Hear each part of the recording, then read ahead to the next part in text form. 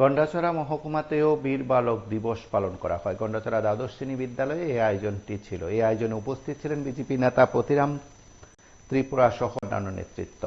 বীর বালক দিবসের ভাবনায় তাদের প্রতিকৃতিতে শ্রদ্ধার জ্ঞাপনের পাশাপাশি ছাত্রছাত্রী সকলের উদ্দেশ্যে আলোচনায় অংশ নেন বক্তারা। তারা এ দিবসের ভাবনা, তাৎপর্য এবং যে দৃষ্টিভঙ্গি থেকে এই কর্মসূচির আয়োজন করা হয়েছে তাও তারা তুলে ধরে। আপনারা প্রত্যেকে জানেন, প্রধানমন্ত্রী নরেন্দ্র মোদী দিল্লির আয়োজনে অংশগ্রহণ করেছেন এবং তার পাশাপাশি গোটা দেশে শিক্ষা প্রতিষ্ঠানে এই অনুষ্ঠানটি করা হচ্ছে। তার সঙ্গে বিজেপি শাসক দল তারা তাদের দলীয় কার্যালয়েও কর্মসূচি করেছেন।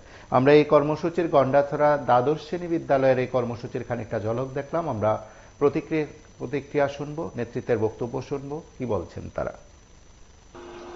তার সঙ্গে 2025 সাল আমাদের 5 দিন পরে আসছে, তার অগ্রিম শুভেচ্ছা আপনাদের সকলকে জ্ঞাপন করছি। বীর বালক দিবস সম্পর্কে আমাদের পূর্ববর্তী বক্তারা আপনাদের সামনে বিস্তৃতভাবে তুলে ধরার চেষ্টা করেছেন। আপনারা জানেন, আমাদের দেশে মোগল সাম্রাজ্য শুরু হয়েছিল 1600 সম্ভবত 25-26 থেকে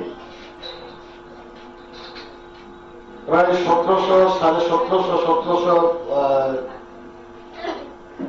1740 বা 45 পর্যন্ত সম্ভবত মোগল সাম্রাজ্যবাদের শাসনকাল ছিল। ওই সময়ে বিশেষ করে আমাদের ভারতবর্ষে ধর্মান্তকরণ, হিন্দুকে মুসলিম বানানো বা অন্যান্য ধর্মকে আরো অন্য ধর্মে নিয়ে যাওয়া, চরমভাবে মানুষের উপর ধর্মান্তরণ করার জন্য অত্যাচার, নির্যাতন করা হয়েছিল। ওই সময়কালে আজ থেকে প্রায় 300 বছর আগে আমরা আজকে যে অনুষ্ঠানটা পালন করছি, যে দিবসটা পালন করছি, এই যে দুটি ছবি আপনাদের সামনে রয়েছে, উনি ছিলেন জোরওয়ার সিং এবং তার ছোট ভাই ফটে সিং। ওরা দুই ভাই ছিলেন। বলেছেন আমাদের আদিত্য বাবু 4 ভাই ছিল, তার মধ্যে 2 ভাই সেই মোগল সাম্রাজ্যের শাসনকালে ওজির খান রাজদরবারে ওনারা 2 জন ছিলেন শিখ সম্প্রদায়ের এবং শিখ ধর্মাবলম্বী। ওনাকে ধর্মান্তরণ করার জন্য ওনাদেরকে বারবার চাপ সৃষ্টি করা হয়েছিল রাজদরবারের মধ্যে। এই বীর সাহসী 2 জন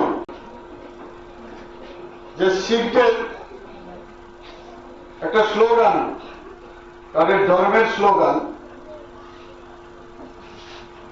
এই কি বলে এটা,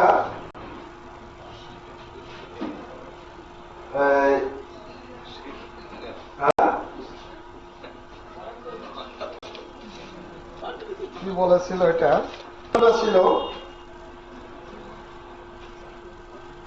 আমি আপনাদের এখানে এটাকে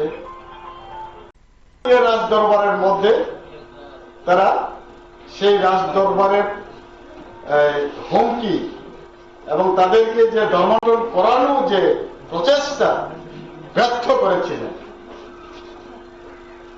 তো তখন সেই করেছিল এবং যা করা নির্যাতন অত্যাচার করে ওরা শহীদের মৃত্যুবরণ করতে হয়েছে। তো ওই সময়কালে বড় বড় মানে রাজারা, সেনাপতিরা, অনেক বুদ্ধিজীবী, অনেক জ্ঞানী, তারাও তাদের চাপে ধর্মান্তকরণ করতে হয়েছিল। কিন্তু এই সাহসী দুইজন ছেলে তারা প্রতিবাদ করলেন, মৃত্যুবরণ করলেন। তো আমাদের দেশের মাননীয় প্রধানমন্ত্রী নরেন্দ্র মোদীজি 2022 সালে তিনি এই বীর বালক যে দুজন শহীদ হয়েছেন, আমাদের স্বাধীনতা সংগ্রামের সময় কাল থেকে বহু স্বাধীনতা সংগ্রামীদের ইতিহাস লুকিয়ে রয়েছে, তিনি সেটাকে খুঁজে বের করে 2022 সাল থেকে এই বীর বালক দিবস পালন করার জন্য সরকারিভাবে ঘোষণা দিয়েছে। সেইভাবে আমরা লক্ষ্য করেছি যে জনজাতি গৌরব দিবস, স্বাধীনতার সময় এই দেশের জনজাতিরা ব্রিটিশের বিরুদ্ধে অনেক লড়াই করেছিলেন, আত্মবলিদান দিয়েছিলেন, শত শত বীর শহীদ হয়েছিলেন, কিন্তু ইতিহাসের পাতায় লুকিয়েছিল। সেগুলো তিনি খুঁজে খুঁজে বের করে একটা সম্মান, একটা মর্যাদা দিয়েছেন। কাজে আমাদের মনে রাখতে হবে যে মুঘল শাসনের পর 200 বছর ব্রিটিশ শাসন করেছে আমাদের দেশকে। এত অত্যাচারিত, এত নির্যাতিত হয়েছেন, এত ধর্মান্তরিত হয়েছেন। এখনো আমরা যদি গোটা বিশ্বের মধ্যে তাকাই, বিভিন্ন দেশের মধ্যে ধর্মান্তকরণ চলছে,